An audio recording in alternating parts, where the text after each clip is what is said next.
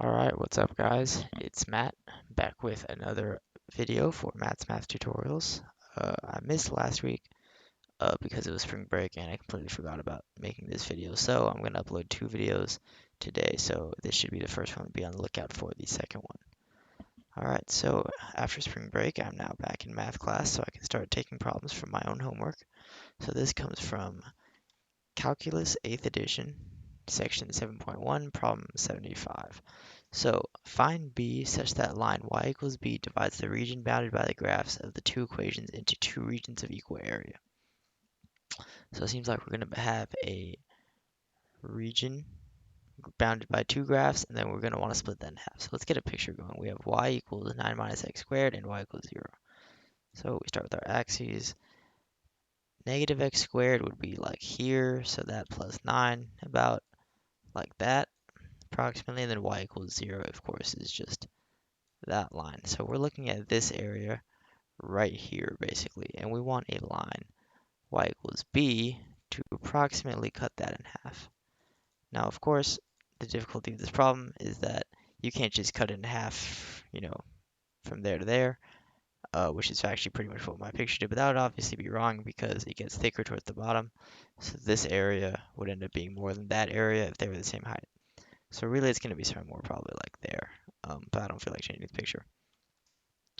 So I think we should start by labeling some important points. I see a few that stand out. I see 4.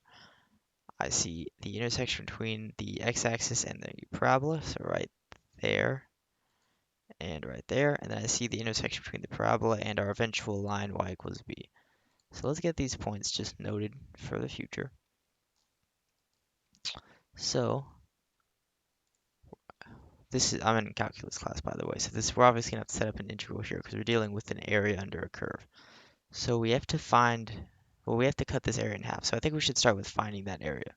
So to do that, we need to find these two red points, right? Because we want to set up an integral from, a point A to a point B of this function, right? We're going to put that here.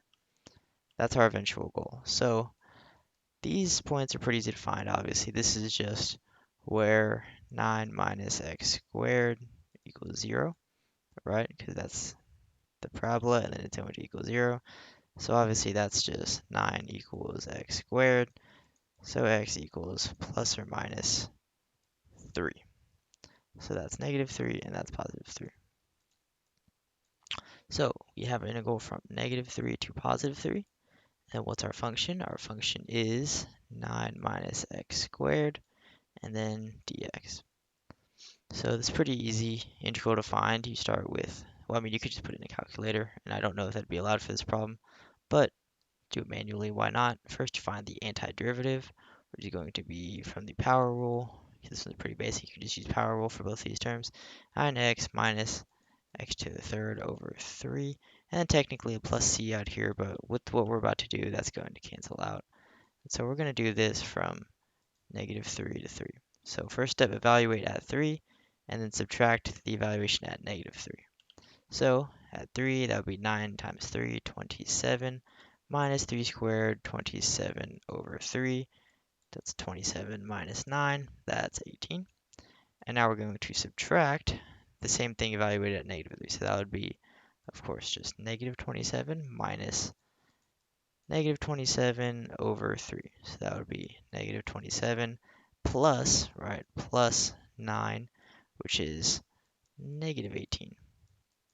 So our total area for this is 36. So what did that mean? That was the area from negative 3 to 3 of this parabola, the parabola to the x-axis. So that is this whole area. But we want to cut that in half, right? So we want the area from the parabola down to y equals b. We want that to be equal to half of 36. So really we want this area right here to equal 18. So let's remember that, right?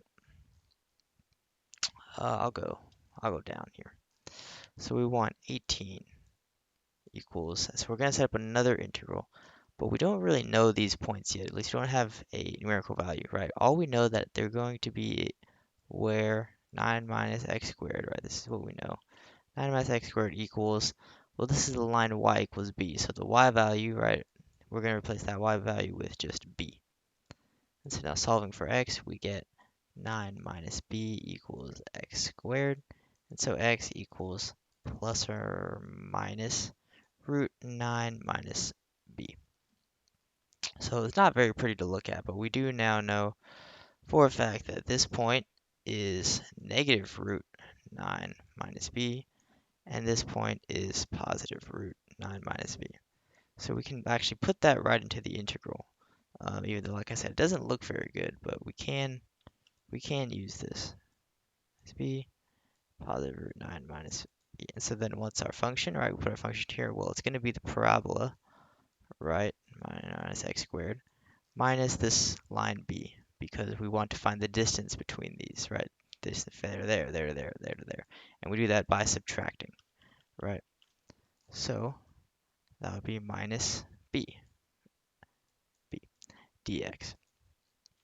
Okay, so now we can do the exact same steps as before by doing the antiderivative. Again, pretty simple. There's nothing too complicated. It's just going to be 3 different power rules.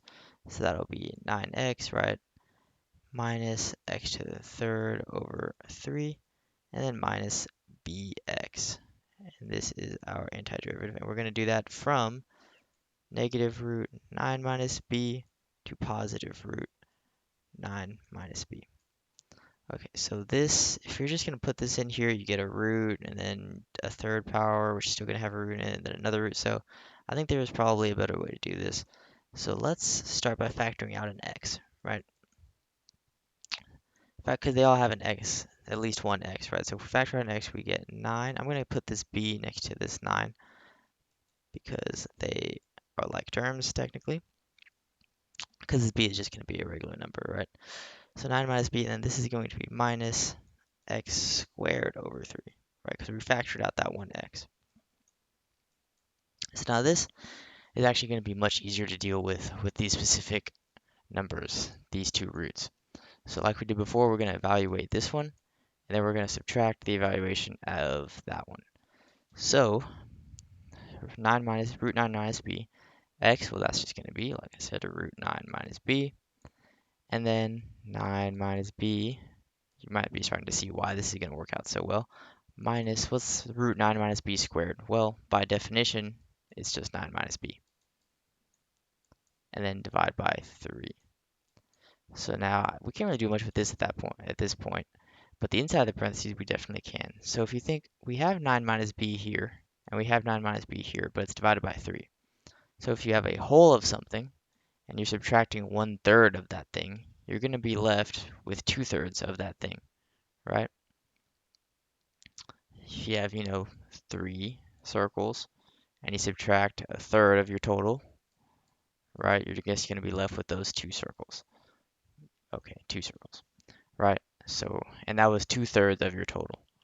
So we can do the same thing here. We can keep this, not root 9 minus b on the outside. Can't do much with that. But we can say this inside the parentheses is really just 2/3 9 minus b, right?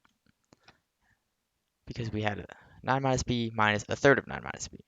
So I think this is probably the best form for now because we have a fraction, we've got a parentheses with our variable, and then we've got a root with our variable. So I don't think we can do much with this, but this is only the evaluation at root 9 minus b. So now we have to do the negative root, right? So minus, so what's this going to be? Well, do the exact same thing.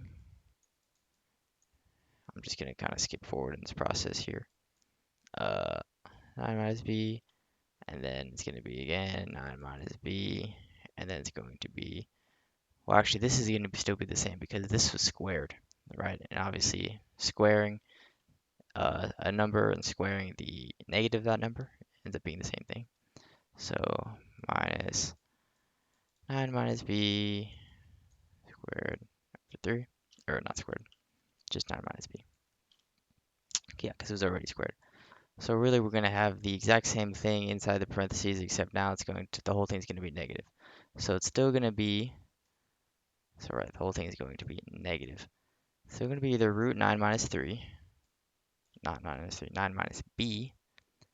And then this whole thing is going to end up being the same as this whole thing, right? Because the negative sign doesn't change anything when it's just being squared. So it's still 2/3 times 9 minus b. So now really we have this, right, minus negative of the exact same thing, right? These are the same, barring the negative sign. And so obviously two negatives are going to make addition. And so really we're just going to end up adding these two things, which is the same as multiplying by 2, because they are, of course, the same. So we're going to have, I'm going to put this term out front. We're going to have 4/3 root 9 minus b, and then not root 9 minus b. And so I think we can simplify this, right? If we think of this as one variable, right, it's kind of like a u substitution idea. We have u to the 1/2, because of course that's what a root means. And then we have just times u. So we can actually just write this as u to the 3/2. And of course u in this situation is this. So really we can rewrite this as 4/3 9 minus b to the 3/2. Okay, so now what the heck is this? What did we just do? We just found the area of this, but we have it in terms of b. But luckily, we know what we want this area to equal, right? We want it to be 18, right? We want it to be half of this whole area. Well, half of this whole area, which we found earlier, right? That's 36. So we want this to be equal to 18. So we set this equal to 18, and then multiply by 3, divide by 4 on both sides. We have root 9 minus b, 3/2 equals 18 times 3 is, 54 over divided by 4 equals what? 27/2.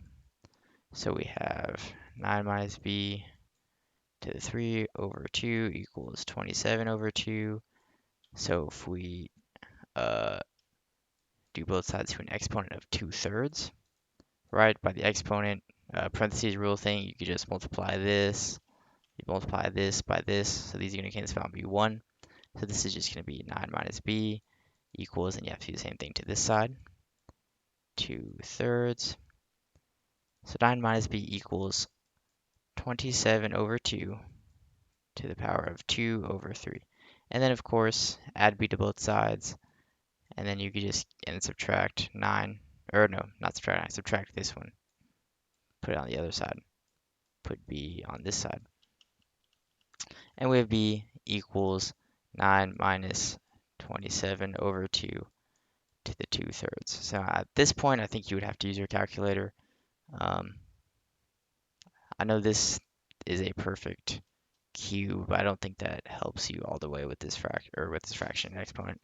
So take the calculator out, and you put in 9 minus parentheses 27. The parentheses are very important here because obviously the way exponents work, you want it to apply to the denominator as well. 9 minus 27/2 to the 2/3 equals about 3.330.